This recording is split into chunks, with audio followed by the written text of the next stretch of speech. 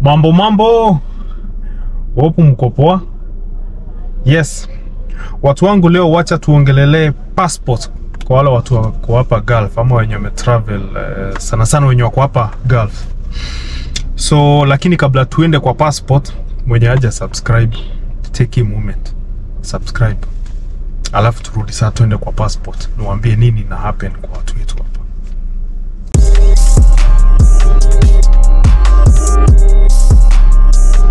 Alright, so unaona huko umesubscribe.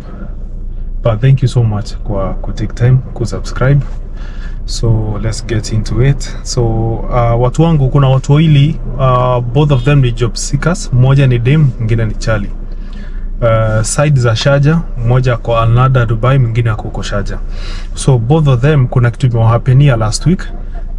No, mmoja ilikuwa a week before. That was like beginning of Ramadan, yeah. Jama alafu Dem ako imemhapenia last week, okay, beginning of last week. So what really happened ni ati walikuwa both of them iliwahapenia in same manner, alright. Kwa bed space huko hivyo, wakitoka wakirudi, wacha nipige story ni kama mtu mmoja. So jamaa akatoka kwa bed space akiniambia alienda ku meet wase kadhaa, walikuwa na plan vile wataenda ku drop ma CV. It was on a weekend, so they are planning venye watarauka Monday waende ku drop ma CV.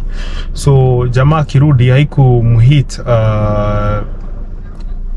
like direct, kuna kitu imehappen kwake kwa zinaitwa ile suitcase yake.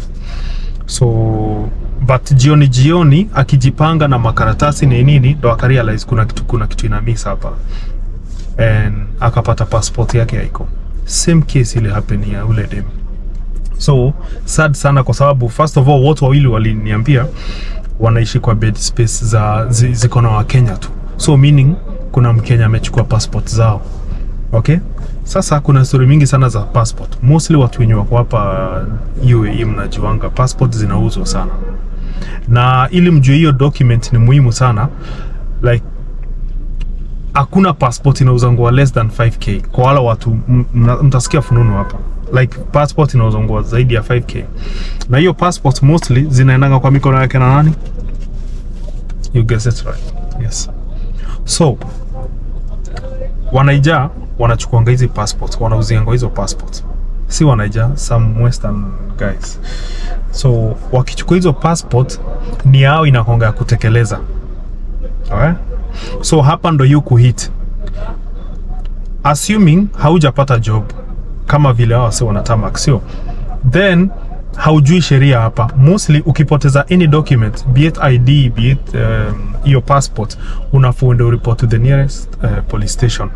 Alafu ukienda kwa police station wanakuitishanga a document, copy ya hiyo document, copy ya ID ama copy ya passport, sio?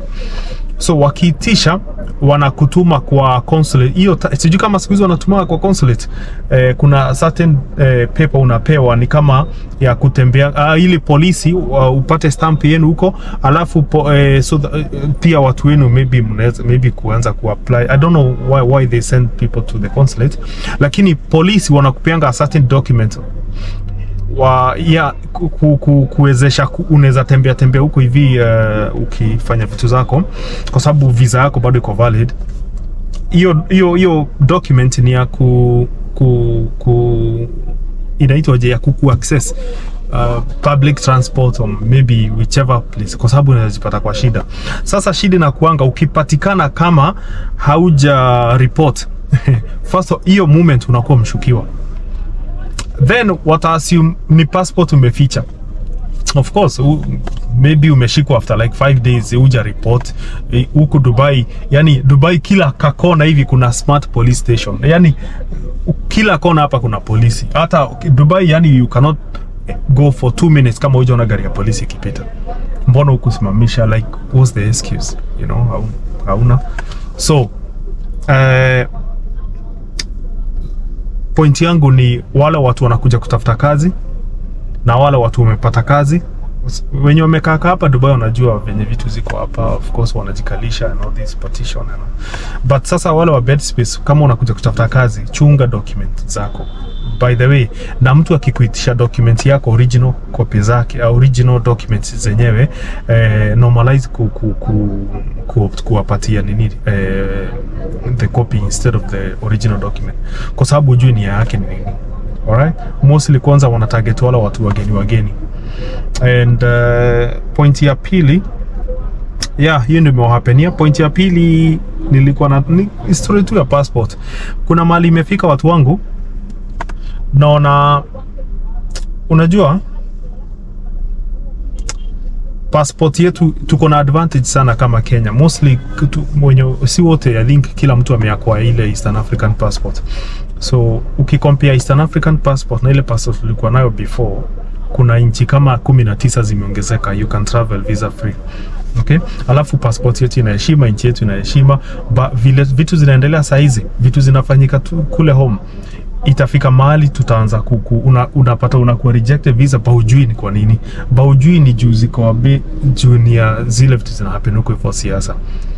Niliwaambia kitu moja, Sudan hapa, hii Middle East, kuna vile wanaichunga sana kwa sababu wako na their own personal interest huko. Alright? So usimeona watu wangu wenye wafuatilia news, wacha niwaambie hapa, kuna Sudan ndio client wale wananunua majani na kahawa sana, mostly majani kutoka Kenya. Kuna majani ilikuwa iko held kwa port huko kwao, wamekataa kununua Kenya. Wamechukua order huko Nepal